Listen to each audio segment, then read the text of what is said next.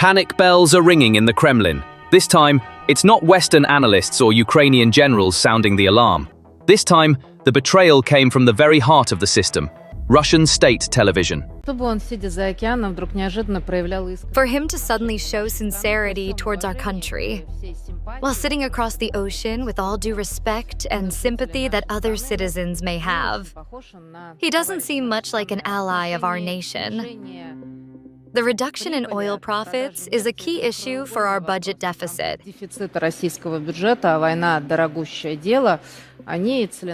After years of victory lies and sanctions don't bother us propaganda, even Putin's own propagandists can no longer hide that terrible truth. The economy is collapsing. The screens show declining oil profits, the enormous cost of the war, and the destruction caused by Ukraine's attacks on refineries. This admission ignited the fuse of ultimate panic in the Kremlin. It has emerged that Putin, fearing an impending coup, ordered the FSB to hunt down traitors, and that even his closest ally, Lukashenko, has prepared his own golden parachute by moving his family's fortune to Dubai. Salary. Give more. Don't set yourself up for this. No one will give anything to everyone. This is the moment when the lies end, the betrayals begin, and a dictator's end is near. So how did we get to this point? At the center of the story was a talk show broadcast on one of Russia's main state television channels, which normally extols the regime's successes. This time, however, the tone of the program had changed dramatically. The participants were no longer talking about victory, but about the brink of disaster. The program clearly stated that falling oil and gas profits had become a key problem for the Russian state budget. This was an admission that the Kremlin's long-standing energy superpower doctrine had officially failed. So why were revenues falling? The loss of the European market and the price cap imposed by the G7 had reduced the value of Russian oil. Most importantly, the program implied that even friendly countries like India and China were buying Russian oil at deep discounts or halting purchases due to new US sanctions. The question, "Who will we sell to?" was an expression of this desperation. This was an admission that Putin's pivot to Asia strategy had been a failure. For the first time, the propaganda machine acknowledged the economic cost of the war. The phrase, "the war is costly," was actually an admission that the army's horrific expenditures were eating away at the budget. The program also acknowledged the destruction caused by Ukraine's systematic attacks on Russian oil refineries. It was implied that these attacks not only reduced production, but also placed an additional burden on the economy due to repair costs and export losses. The program acknowledged that the sanctions imposed by the US were systematically draining money from Russia. Why are these admissions so important? Because they are no longer the claims of Western analysts or opponents, they are the echoes of the Kremlin's own voice. The fact that these admissions were allowed to be broadcast on state television could mean two things. Either the panic within the Kremlin is so great that they can no longer hide the truth, or certain power centers within the Kremlin are trying to use these admissions to put pressure on Putin or find a scapegoat. In either case, this is a sign that the regime is losing control and that internal cracks are deepening. Another critical development behind the confessions on state TV, which is adding to the Kremlin's panic, is Russia's isolation in the oil market. For years, Russia had been cooperating with Saudi Arabia within the OPEC alliance to keep oil prices high through production cuts. This was the Kremlin's greatest hope for offsetting the cost of the war. However, by October 2025, this alliance began to crumble. There were strong indications that US President Trump was pressuring Saudi Arabia to increase oil production and lower prices.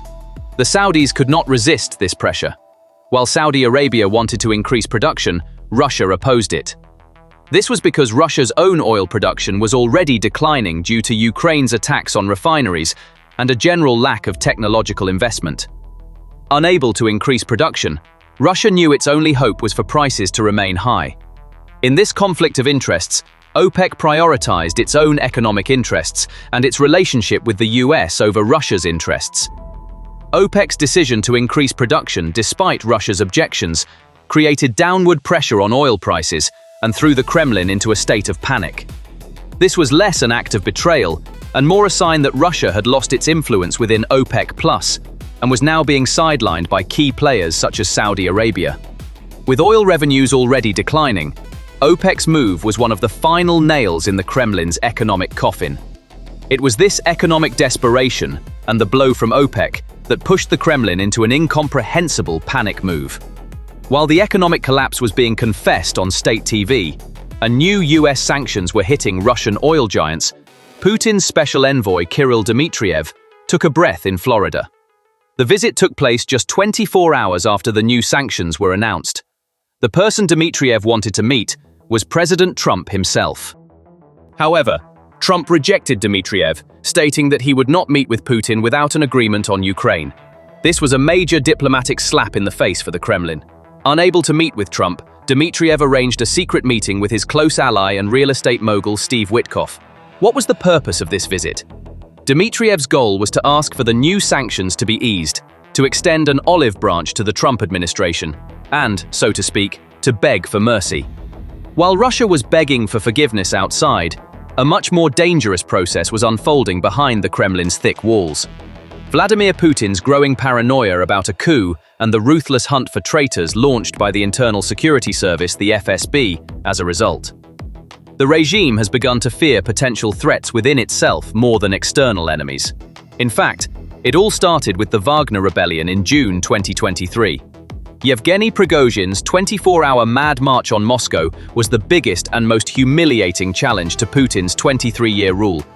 Although the rebellion itself was quickly suppressed, the psychological damage was lasting.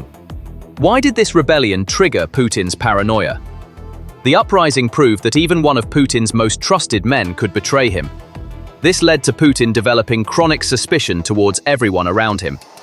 During the uprising, it became clear how powerless the Russian army and security forces were to stop Prigozhin. This led to questions about Putin's control over the armed forces. During the rebellion, the silence of a large portion of the Russian elite was alarming to Putin. This showed that the elite's loyalty to Putin was not unconditional, and that they could abandon him if the tide turned. Prigozhin's rebellion deeply ingrained the fear of rebellion and betrayal in Putin's mind. Now the problem was not only external enemies, but potential traitors within the castle. This paranoia paved the way for the dark decisions that would be made in the coming months. By October 2025, as the economic crisis deepened and Putin's sense of fragility increased, this paranoia turned into concrete action. The FSB launched a traitor hunt inside and outside the Kremlin. The most visible example of this traitor hunt was the FSB targeting members of the Russian Anti-War Committee. This committee was mostly made up of exiled opposition figures living abroad. The FSB accused this group of plotting a coup inside Russia. This accusation revealed the paranoia within the Kremlin. As Putin's regime weakens internally, he must constantly create new enemies and conspiracies to divert public attention from economic problems and consolidate his own power. This coup accusation against the Anti-War Committee is likely such an enemy creation operation. Even if there is no real coup threat, claiming that such a threat exists gives the FSB more authority and silences dissent. This accusation is a message not only to exiled opponents, but also to potential traitors within the Kremlin. If you are anti-war or critical of the regime, you too can be branded a coup plotter and targeted. This witch hunt also further increases the FSB's power within the Kremlin. The more Putin worries about his own security, the more he trusts the FSB, his eyes and ears, and gives it more authority. This could also trigger a new power struggle within the Kremlin, between the army and the FSB, or between different FSB cliques. This paranoia and chaos within the Kremlin is crippling not only domestic politics, but also Russia's foreign policy. An interesting example of this is the US State Department's skepticism of the CIA assessment. The CIA, likely based on some sources within the Kremlin, or Russia's increasing economic and military weakness, has assessed that Putin may now be more inclined towards some kind of peace talks, or at least a ceasefire in Ukraine. However, the US State Department is skeptical of this intelligence assessment. Why is this a reflection of the Kremlin's internal chaos? Signals coming from the Kremlin are so contradictory and inconsistent that even Western intelligence services cannot discern Putin's true intentions. On the one hand, Ambassador Dmitriev is seeking mercy in Florida, while on the other, the Defense Ministry continues its attacks on Ukraine. This chaos makes it impossible to determine whether Putin is truly ready for peace.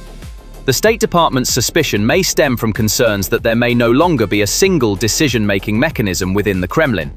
Perhaps Putin is sending signals of peace, but the hawks within the Defense Ministry or the FSB are sabotaging them. The power struggle within the Kremlin may be preventing Russia from pursuing a unified and consistent strategy in foreign policy. Simply put, the Kremlin has told so many lies that even if Putin says, "I want peace," no one in the West believes him anymore. The economic fire in the Kremlin has begun to burn not only Russia, but also the regimes tied to it. The clearest example of this came from Belarusian dictator Alexander Lukashenko. Lukashenko's warning to his own people, "Don't expect good salaries," is a sign that the economic collapse has turned into a regional crisis. Why is this warning important? Lukashenko's regime is economically completely dependent on Moscow's subsidies and politically lives in the shadow of the Kremlin. A collapse in Russia would inevitably mean the end of the Lukashenko regime. Lukashenko appears to be aware of this danger and has already begun preparations. It has been revealed that the Lukashenko family and businessmen close to him have built a safe haven and escape base of enormous proportions in Dubai. How do the details of this Dubai plan reveal an escape plan? People close to Lukashenko transferred billions of dollars from Belarus to front companies in the Greek Cypriot administration and then to the UAE. It is estimated that the Karic family alone transferred more than 170 million euros to Cyprus. These funds were used to purchase luxury villas, expensive cars, private jets, jewelry, and even potentially businesses. This is not just an investment. It is a plan to establish a new life where the family and their inner circle can live in luxury if the regime in Belarus collapses. The UAE offers long-term residency permits and, in some cases, even citizenship to foreigners who invest above a certain amount. It is believed that Lukashenko's family has secured legal status and protection for themselves through these means. Viktor Lukashenko, Alexander Lukashenko's most trusted son and national security advisor, is thought to be at the center of this operation. It is reported that Viktor frequently makes secret visits to Dubai and personally manages these asset transfers. Although Lukashenko's situation is unique, the golden parachute strategy he has resorted to reflects a widespread trend among oligarchs and high-level bureaucrats in Russia.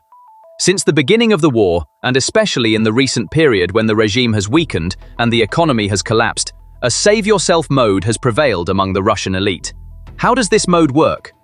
Oligarchs who have lost part of their wealth due to Western sanctions are trying to move their remaining assets out of Russia to safe havens. This is done through both legal and illegal means. This means the withdrawal of billions of dollars of capital from the Russian economy. Many elites are trying to obtain a second passport or citizenship for themselves and their families. This is a backup plan to escape Russia if the regime collapses or they themselves become targets. Israel, Armenia, and some Caribbean countries have become popular destinations for this purpose. Some savvy oligarchs and bureaucrats are not only making escape plans, but also trying to secure their positions internally by forming secret alliances with potential successors who could be powerful in the post-Putin era. The elites have lost faith in the regime. This is the ultimate proof that the regime has completely lost its internal support. When all these pieces come together, the picture that emerges in the bigger picture is terrifying. Russia has now entered an irreversible death spiral.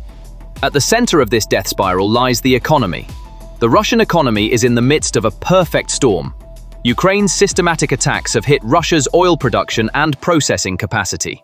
This has led to both domestic fuel shortages and a decline in export volumes.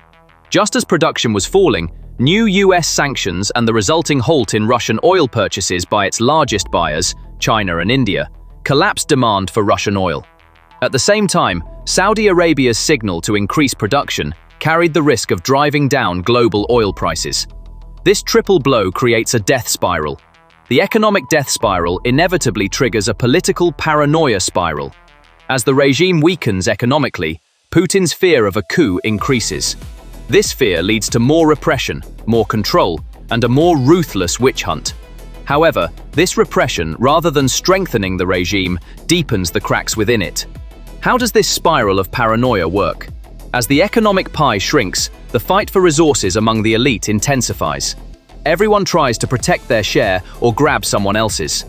This increases the tension between different power centers within the Kremlin. Putin senses these internal conflicts and growing discontent. Especially with the trauma of the Wagner rebellion, he begins to suspect everyone around him. Putin turns to the FSB to maintain control and eliminate potential threats. He gives the FSB full authority to find and eliminate traitors within. The FSB's hunt for traitors creates a climate of terrible fear and mistrust among the elite. This does not increase loyalty to the regime. On the contrary, it pushes the elite to prepare their own golden parachutes or form secret alliances for the post-Putin era. Economic and political death spirals are dragging Russia into ultimate isolation and abandonment on the international stage. Putin's dreams of a multipolar world or non-Western alliances are also evaporating in the face of economic reality and internal chaos. How does this process of abandonment work? Even China and India, Russia's greatest hopes, have not hesitated to abandon Moscow when their own economic interests are at stake. This proves that Putin's pivot to Asia strategy is a fantasy. These countries are not Russia's allies, but merely opportunistic customers. And Russia is no longer an attractive customer. Russia's loss of influence within OPEC+ and the fact that former partners like Saudi Arabia no longer look out for Moscow's interests show that Russia is also isolated in the global energy market. Perhaps most tragically, even Lukashenko, Putin's closest and most dependent ally, is secretly making plans to flee to Dubai. If even Lukashenko doesn't believe in the regime's future, who else can? In the bigger picture, Russia resembles an economically bankrupt, politically paranoid, and diplomatically abandoned shipwreck. The ship is taking on water, the crew is at each other's throats, and the leader on the bridge has lost touch with reality. This is the ultimate strategic checkmate. Collapse is no longer a possibility, just a matter of time. If you liked this video, don't forget to subscribe to the channel. Liking the video, sharing your thoughts in the comments, and spreading this truth to more people helps amplify the voice of truth. See you in the next video. Remember, the biggest front in the war is now information. Thank you for watching.